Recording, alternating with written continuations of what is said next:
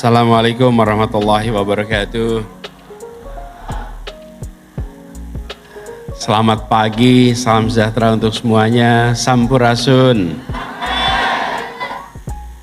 Yang saya hormati seluruh jajaran DPP Gerakan Nasdem, wabil khusus Ketua dan Sekjen. Saya bilang apa tadi? Gerakan Rakyat. Ulangi.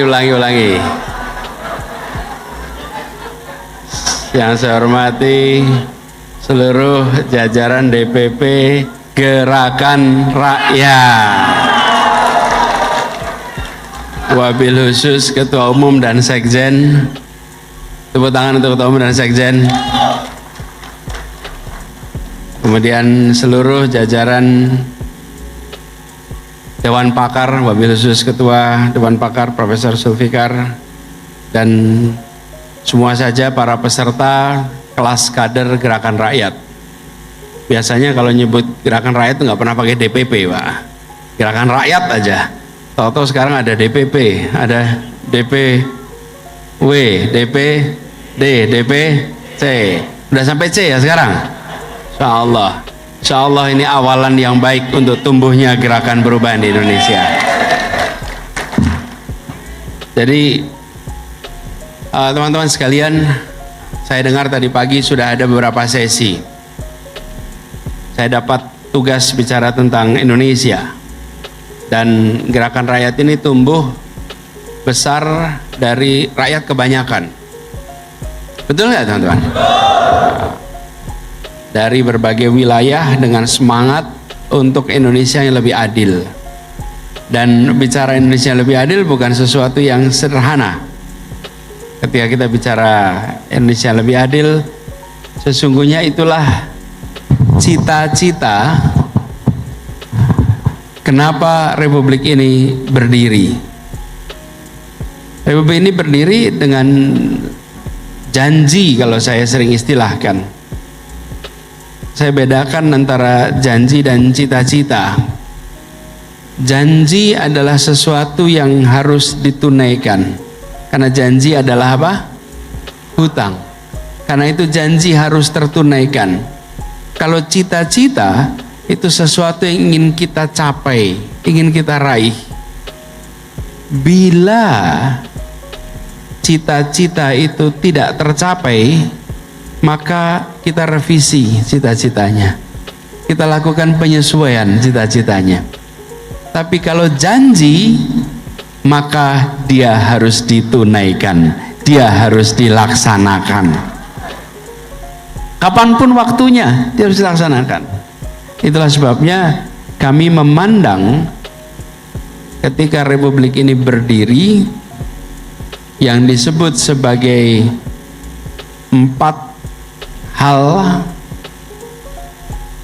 sebagai tujuan, kemudian 5 butir yang disebut akhirnya Pancasila di dalam pembukaan Undang-Undang Dasar 45, itu tidak dipandang semata-mata sebagai cita-cita, tapi dipandang sebagai janji. Sebagai janji. Janji ini yang akan membuat kita semua punya rasa tanggung jawab untuk melaksanakan, menunaikan, menuntaskan. Sesudah Indonesia merdeka, berapa tahun kita merdeka sudah? 80 plus. Apakah janji kemerdekaan itu telah tunai untuk setiap anak bangsa? Belum. Apakah perlu ditunaikan? Apakah perlu dituntaskan? Apakah siap untuk menuntaskan? Jadi kita punya tanggung jawab moral untuk menuntaskan. Terus sekalian, ketika Indonesia itu dipandang sebagai bagian dari diri kita, dan diri kita bagian dari Indonesia, maka kita punya rasa tanggung jawab. Bila kita tidak memiliki rasa memiliki atas Indonesia, nggak akan diurusin. Karena itu saya berharap nomor satu bagi semua yang menyebut dirinya sebagai kader, yang menyebut dirinya sebagai pejuang keadilan, pejuang perubahan, tumbuhkan, bukan saja tanamkan, tapi tumbuhkan perasaan memiliki atas republik ini, perasaan mencintai atas republik ini. Ini republik ini milik saya, negeri ini adalah negeri kami, negeri kita. Karena itu kita punya tanggung jawab. Saya berikan analogi sederhana, teman-teman sekalian. Kalau kita tidak punya rasa memiliki, maka kita tidak akan ikut membereskan. Analogi sederhana, ilustrasi. Kita tinggal di sebuah komplek yang ada tempat parkiran, ada parkir motor, parkir mobil. Kalau kita keluar dari rumah, kita lihat mobil-mobil itu kotor, berdebu, mungkin ada bekas hujan. Lalu kita akan bersihkan mobil. Yang kita bersihkan mobil siapa? Mobil kita. Yang kita cuci motor siapa? Motor kita. Kenapa yang lain tidak dicuci? Kenapa?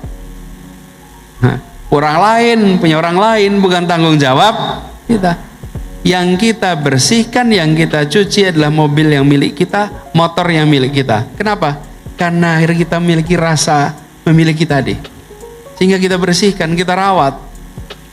Yang lain ada motor, ada mobil yang berantakan, kita sambil tengok, nggak terawat betul mobil ini, nggak terawat betul motor ini, tapi tidak kemudian kita turun tangan dan menyelesaikannya. Rasa memiliki itu menjadi penting. Karena itulah bagi kita semua yang menginginkan Indonesia lebih baik, nomor satu, tumbuhkan rasa memiliki atas republik dan seluruh tanah air yang ada di dalamnya, sehingga kita mau turun tangan, mau peduli. Lalu PR yang kita miliki besar sekali. Saya sampaikan agenda besar yang menurut kami harus kita sama-sama kerjakan. Kita ingin Indonesia kita ini utuh, dan Indonesia kita ini memberikan kesempatan setara untuk semua berkembang. Disebut sebagai Indonesia sebagai satu kesatuan. Dia melewati beberapa fase, seperti juga yang hadir di sini. Kalau boleh saya lihat acungan tangannya, yang sebentar jawab dengan acungan tangan nanti. Kita ini kalau ada sesuatu yang kata semoga, siap-siap amin, belum tahu semoga apa. Betul kan? Kan semoga sehat walafiat, amin, betul kan? Kalau semoganya buruk gimana? Ya jangan diaminin. Tapi kita ini begitu ada semoga, nggak dengerin lagi amin. Oh, bahaya itu. Nanti itu dimanfaatkan oleh sebagian orang gitu nanti. Nah ini teman-teman, acungkan tangan yang datang dari luar Jakarta. Luar Jakarta.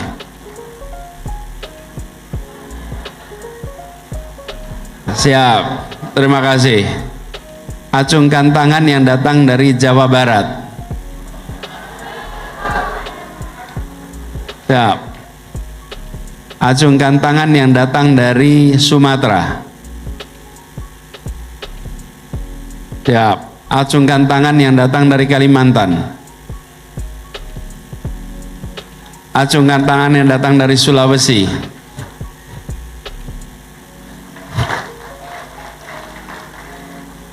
Acungkan tangan yang datang dari Kepulauan Maluku. Acungkan tangan yang datang dari Kepulauan Nusa Tenggara. Acungkan tangan yang datang dari seluruh wilayah Papua. Tepuk tangan buat semuanya. Saudara sekalian, kita berkumpul di sini menjadi satu karena Indonesia. Kalau kita perhatikan, kita melewati beberapa kali proses menjadi Indonesia ini. Pertama adalah ketika gagasan Indonesia muncul. Indonesia itu adalah sebuah konsep akademik yang kemudian berkembang menjadi konsep politik. Ketika kita memutuskan sebagai bangsa untuk atau membentuk sebuah gagasan bangsa, kita menyepakati di tahun 1928 3 hal yang amat penting. Apa saja itu? Kita menyatakan satu bangsa Indonesia. Yang kedua, satu tanah air Indonesia. Yang ketiga, satu bahasa persatuan bahasa Indonesia. Bukan satu bahasa ya, satu bahasa persatuan.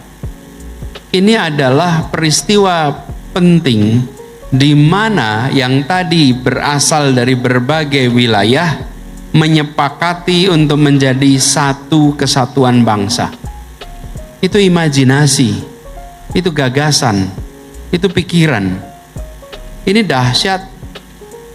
Belum ada negara, kita sudah menyepakati bahasa persatuan bahasa Indonesia. Belum ada negara.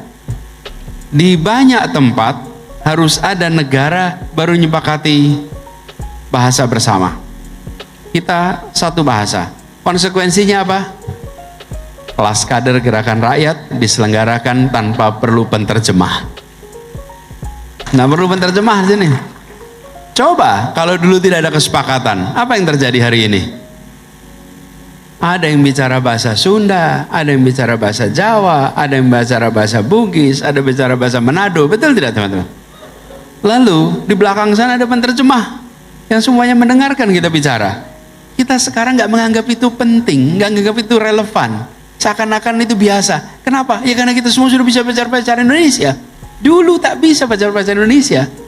Di Senen, dalam catatan sejarah, Pasar Senen itu tahun 30-an penuh dengan kursus bahasa apa? Bahasa Indonesia. Orang datang dari mana-mana datang ke Jakarta untuk kursus bahasa Indonesia. Yang dari Jawa ya bisanya bahasa Jawa. Sultan Takdir Ali Sabana itu menyelenggarakan kursus bahasa Indonesia. Ini menggambarkan bahwa gagasan itu ditumbuhkan dengan kesepakatan anak-anak muda, lalu kesepakatan itu ditaati oleh semuanya, lalu berbondong-bondong. Ciri menjadi orang Indonesia apa? Bila bisa berbicara bahasa Indonesia. Di situ kemudian jadi Indonesia. Dan itu dahsyatnya Indonesia. Apa yang terjadi? Bisa bahasa Indonesia, bisa bahasa setempat. Bahasa setempatnya ratusan pula. Dan apa yang terjadi?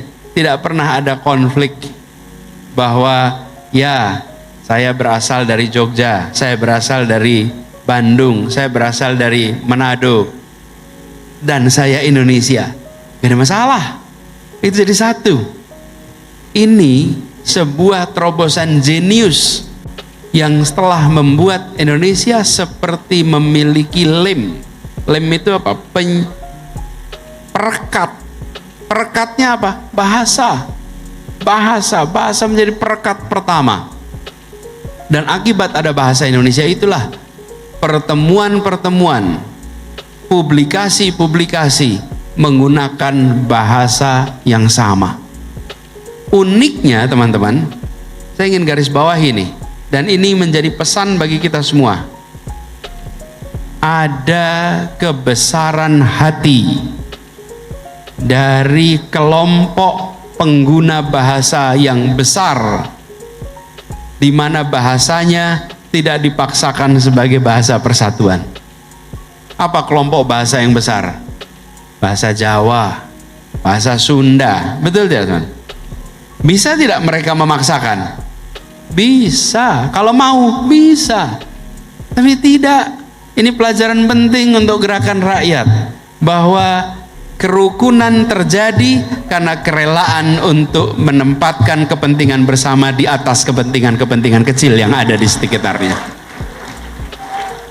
Nih, ada kepentingan bersama. Masing-masing menyadari plus minusnya.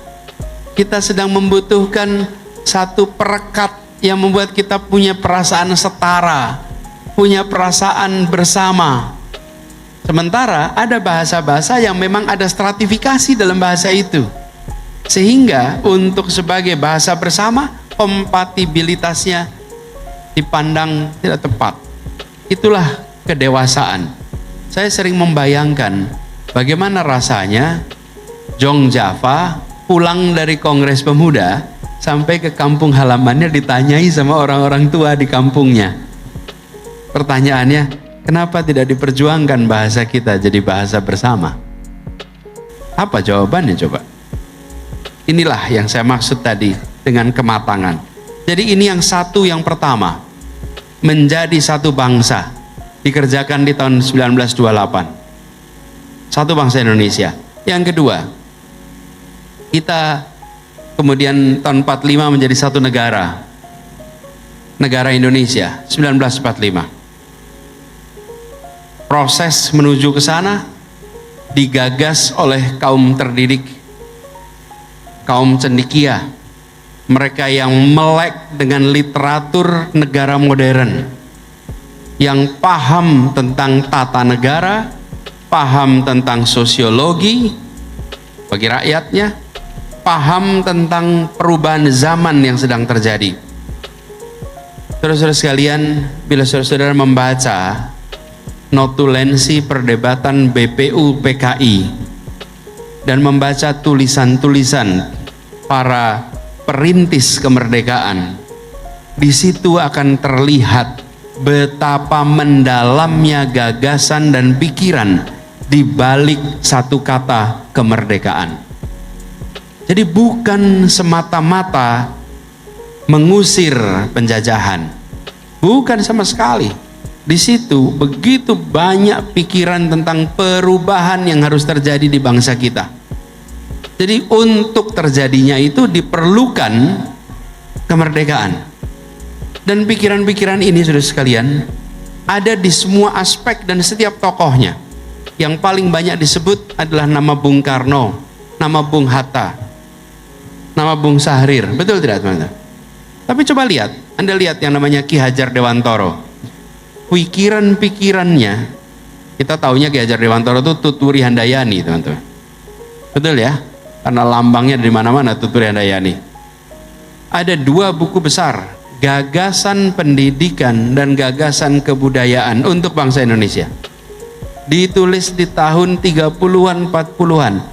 Dan kalau ada yang membaca tulisan Ki Hajar Dewantoro sekarang, ditulis tahun 30-an, tentang konsep pendidikan bagi bangsa kita, lalu melihat yang dikerjakan di Finlandia seperti sama, dan kita akan terbengong-bengong. Bisa Ki Hajar Dewantoro sudah memikirkan ini tahun 30-an, dan kemudian lihat di Eropa Utara, di Skandinavia, konsep yang sama itu dijalankan, teman-teman. Di negeri ini tak dibaca konsepnya, apalagi dilaksanakan. Saya pernah tugas di Kementerian Pendidikan Kebudayaan. Saya masuk kementerian, di hari pertama saya masuk, saya tanya, udah ada yang baca belum buku Ki Hajar Dewantoro? Dan ternyata di kementerian itu pada tidak ada yang baca. Jadi saya salah satu hal pertama yang saya lakukan adalah saya beli buku Ki Hajar Dewantoro, minta kementerian beli, diberikan kepada semua pejabat yang ada di Kementerian Pendidikan Kebudayaan, supaya semua baca apa yang ditulis Ki Hajar Dewantoro di tahun 1930-an.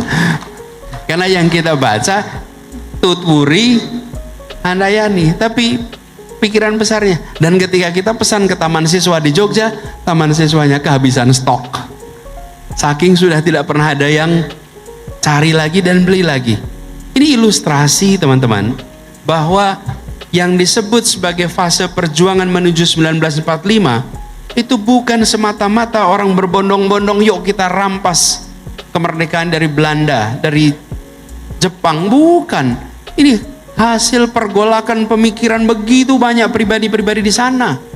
Dan pribadi-pribadi itu memunculkan pikirannya dalam bahasa Indonesia, dalam dokumen tertulis, di dalam pidato-pidato. Karena itu kalau menyaksikan itu semua, tidak ada bangsa yang tidak terpesona melihat perjuangan intelektual Indonesia menuju kemerdekaan.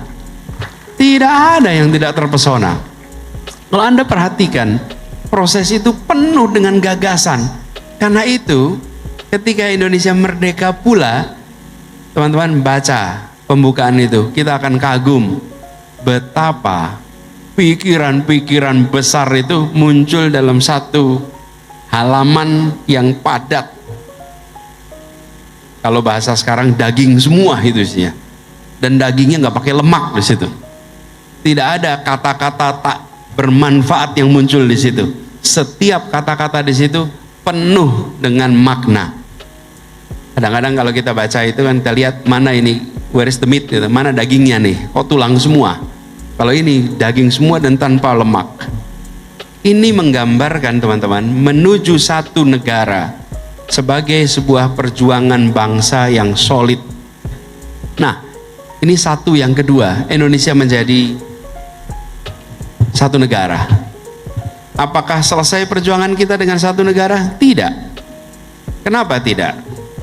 Karena pada fase itu kita masih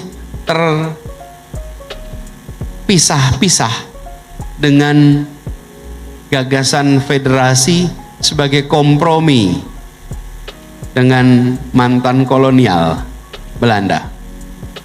Lalu muncul mosi Natsir untuk menjadikan Indonesia sebagai negara, kembali konsep negara kesatuan. Ini satu yang ketiga, satu bangsa, satu negara, satu kesatuan. Tapi pada saat itu masih ada satu lagi yang belum. Antar pulau dibatasi, dipisahkan oleh air, oleh laut. Yang lautnya itu dianggap sebagai wilayah internasional. Coba Anda bayangkan, Laut Jawa isinya kapal-kapal internasional, kapal perang internasional, dan itu bukan wilayah Indonesia. Selat Makassar itu wilayah internasional. Selat Sunda wilayah internasional. Semua wilayah internasional. Jadi yang disebut wilayah Indonesia cuma tanahnya saja. Sementara kita kemarin bicaranya tanah air. Ini peristiwanya saya dengar anekdotal. Para sejarawan mungkin bisa memverifikasi. Bung Karno berada di Cirebon. Ada yang di Cirebon nggak di sini nih? Di Cirebon. Tadi di depan saya dengar ada di Cirebon. Bung Karno datang ke Cirebon bersama dengan Juanda. Bersama dengan rombongan tentunya. Pada saat itu melihat ada kapal-kapal asing yang berada di sekitar pelabuhan Cirebon. Lalu tanya, ini banyak sekali kapal-kapal asing. Ya emang ini wilayahnya kan wilayah asing. Muncul kesadaran baru bahwa ini PR. Bukan tidak tahu, tapi muncul pemantik. Iya ya, ini harus kita bereskan. Dan kemudian muncul deklarasi Juanda 1957. Deklarasi Juanda mengatakan bahwa seluruh wilayah air yang berada di dalam dan di antara pulau-pulau adalah wilayah Indonesia. Kita menyebutnya wawasan Nusantara. Kita klaim itu. Seluruh air itu berada di wilayah Indonesia. Apa yang terjadi, Bapak sekalian? Ketika kita mengklaim itu, dunia tidak mengakui. Dunia bilang sorry ya, gitu. Kami tetap lewat di situ. Kami tetap lewat di situ. Nggak diakui. Apa yang terjadi? Indonesia berjuang untuk mendapatkan pengakuan itu dari mulai tahun 57 dan perjuangan itu berakhir tahun 82. 25 tahun memperjuangkan di kawasan diplomasi internasional memastikan bahwa wilayah air adalah bagian dari kita. Dan akhirnya tahun 1982 keluar kesepakatan United Nations Convention Law of the Sea, UN Clause, dan mengatakan dunia mengakui bahwa kawasan perairan di dalam wilayah Indonesia menjadi milik Republik Indonesia. Teman-teman, ini adalah satu bangsa, satu negara, satu kesatuan, satu wilayah. Ini satu yang keempat. Satu yang keempat. Alhamdulillah. Jadi sekarang kita bisa lewat di dalam perairan kita, itu milik kita. Pertanyaan berikutnya kemudian, sesudah ini kita miliki, satu apa lagi yang ke depan harus kita miliki? Ini PR kita. Ini PR gerakan rakyat, dan ini tugas kader-kader semua untuk menuntaskan satu yang berikutnya. Siap? Apa satu yang berikutnya? Satu kesejahteraan, satu kemakmuran, satu kebahagiaan. Ini PR kita hari ini. Bila kita lihat harga-harga, bila kita lihat kesempatan kerja, bila kita lihat pertumbuhan ekonomi, maka ketimpangan antar wilayah luar biasa dahsyat. Betul tidak teman-teman? Luar biasa dahsyat. Dan ketika itu terjadi, maka Indonesia ke depan akan memiliki tantangan menjaga keutuhan. Keutuhan ini bisa terjadi apabila ada kesetaraan. Itu sebabnya pada saat kampanye Pilpres kemarin, kita tidak berencana membangun satu kota, tapi kita berencana membangun 40 kota di seluruh Indonesia, di-upgrade posisinya. Upgrading 40 kota, supaya semua menjadi penggerak perekonomian. Bukan membangun satu kota atas nama menyelesaikan ketimpangan, sesungguhnya menciptakan ketimpangan baru. Karena yang dibikin hanya satu kota. Dan itulah yang terjadi selama berapa dekade ini. Ketimpangan antara Jakarta dan luar Jakarta. Antara pesisir utara Pulau Jawa dengan pesisir selatan Pulau Jawa. Antara Pulau Jawa dengan luar pulau. Ketimpangan-ketimpangan itu tidak bisa dibiarkan. Mengapa ketimpangan ini harus diselesaikan? Ketimpangan yang nol tidak mungkin, tetapi seminim mungkin. Keadilan, kesetaraan, syarat persatuan. Saya berkali-kali mengatakan, sulit sekali kita membangun dan mempertahankan persatuan ketika ada ketimpangan. Bila ada ketimpangan, maka sulit sekali menjaga persatuan. Jangankan tingkat nasional, di dalam kampung saja apabila terjadi ketimpangan, sulit sekali menjaga keutuhannya. Betul tidak teman-teman? Apalagi nasional. Itulah sebabnya perjuangan dari gerakan rakyat ini harus secara serius membereskan persoalan ketimpangan. Ini PR kita ke depan. Jadi buat kader semua di kelas kader gerakan rakyat, sadari bahwa agenda Indonesia ke depan adalah Indonesia yang setara, Indonesia yang berkeadilan, Indonesia yang minim ketimpangan. Dan itu sebabnya simpul-simpul dan penggerak-penggerak pertumbuhan, kesejahteraan tidak boleh dibiarkan berkumpul di satu wilayah, harus disebarkan ke seluruh wilayah. Strateginya pernah kita bahas berkali-kali. Saya usul pada teman-teman yang menjadi kader untuk membaca, untuk mereview tentang strategi ini. Kenapa teman-teman? ini akan bisa menjelaskan kepada semua yang berminat untuk ikut bersama-sama dengan gerakan rakyat bahwa gerakan rakyat bukan tentang satu orang. Gerakan rakyat bukan tentang politik Jakarta. Gerakan rakyat adalah tentang mendorong kemajuan bagi semua di seluruh wilayah Indonesia. Jadi kader harus bisa menjawab untuk apa. Dan ketika jawab untuk apa, untuk wilayah kita bisa mendapatkan kesempatan berkembang. Kesetaraan ini teman-teman sekalian menjadi penting sekali. Memang yang paling mudah dipotret adalah ketimpangan antar wilayah. Paling mudah dipotret. Karena ini statistiknya paling mudah. Tapi ketimpangan sesungguhnya bukan hanya itu. Ketimpangan yang terjadi adalah ketimpangan antara kota dengan desa.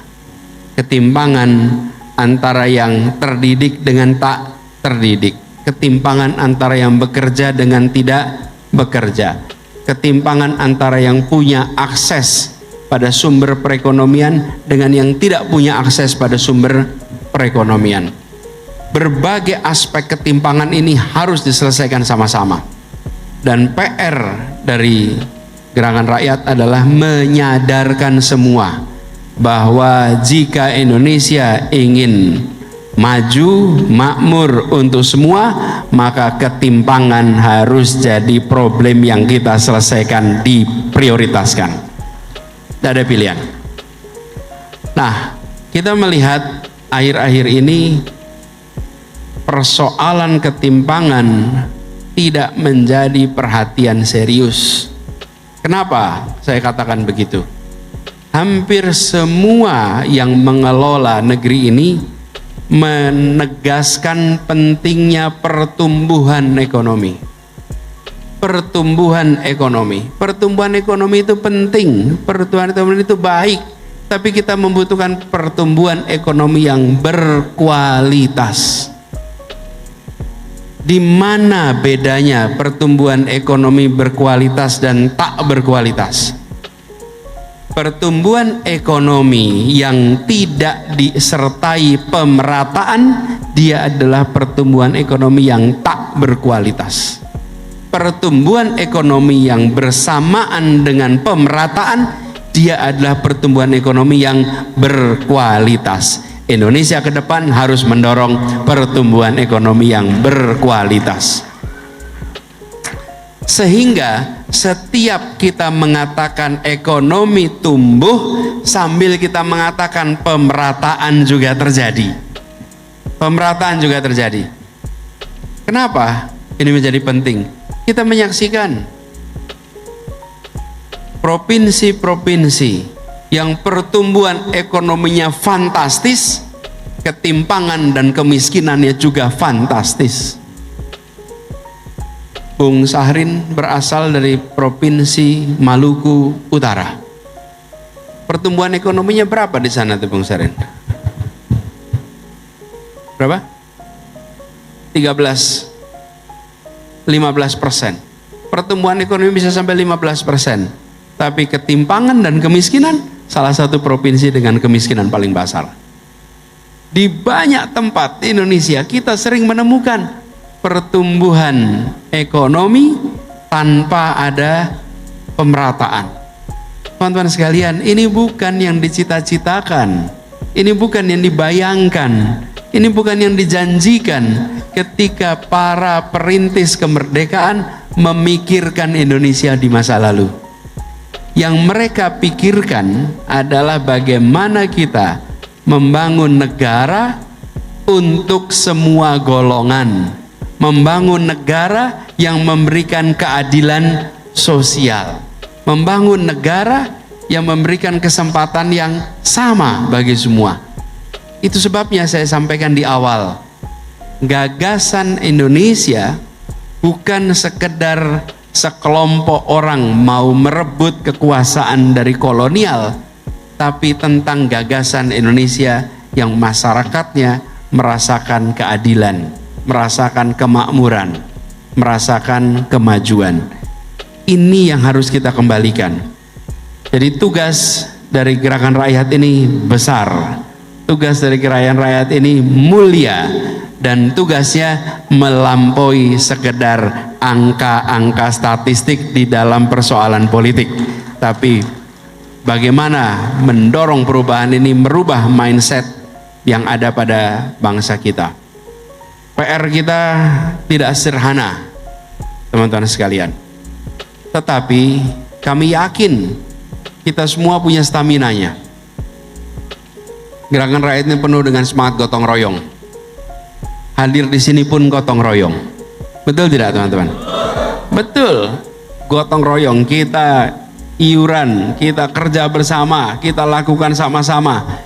Masing-masing bawa bekalnya. Modalnya beda-beda.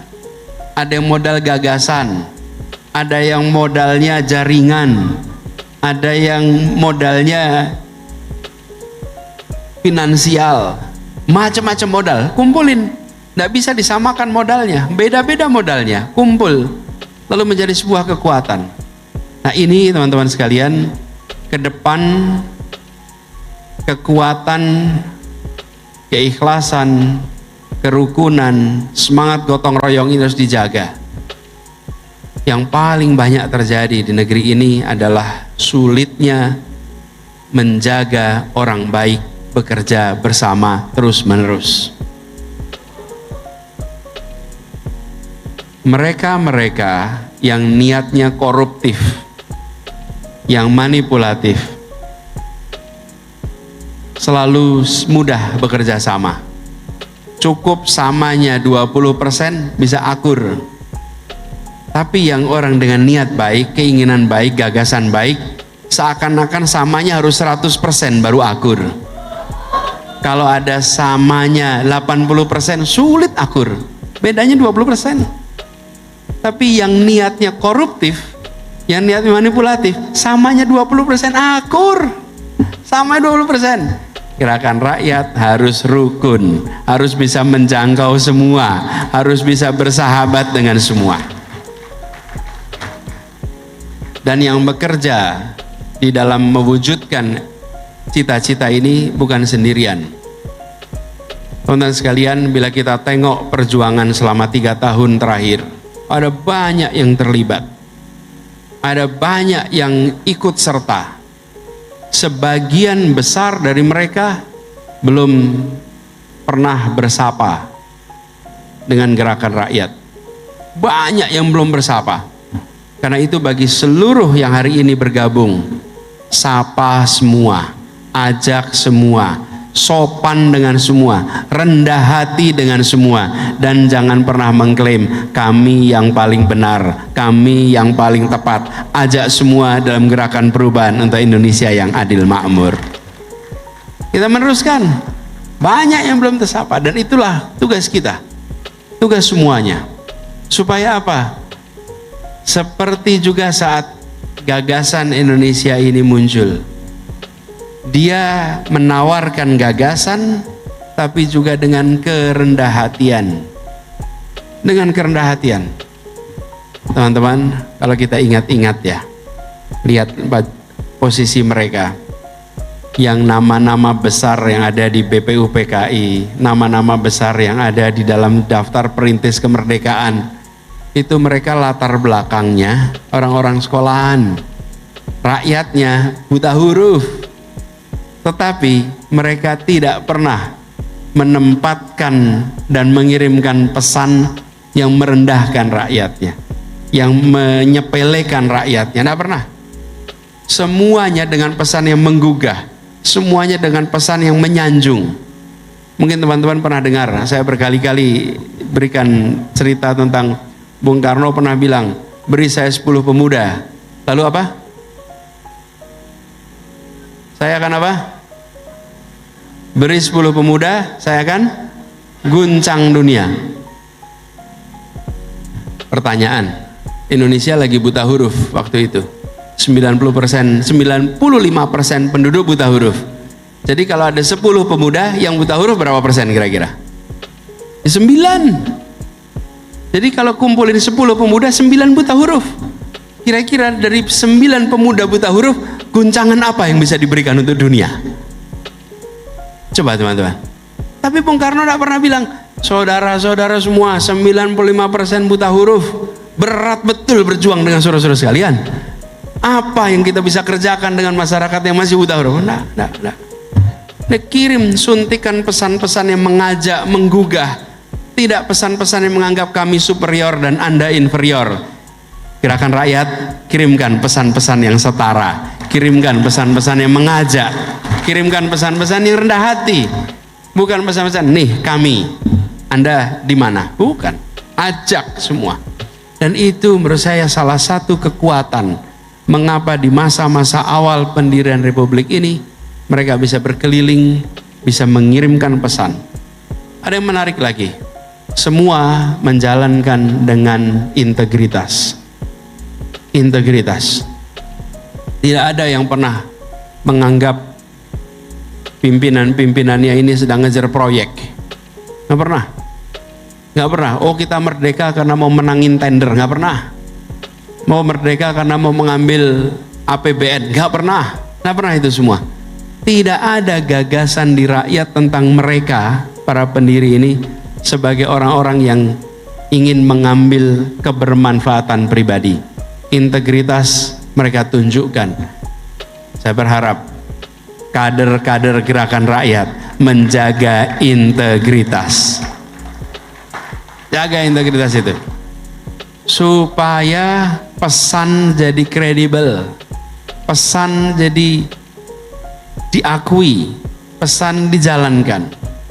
Kenapa? Karena ada integritas di dalamnya. Jadi teman-teman sekalian, PR di depan kita itu besar, tapi bukan berat. Iya besar, tapi bukan berat. Besar kecil ada ukurannya, berat ringan soal perasaan.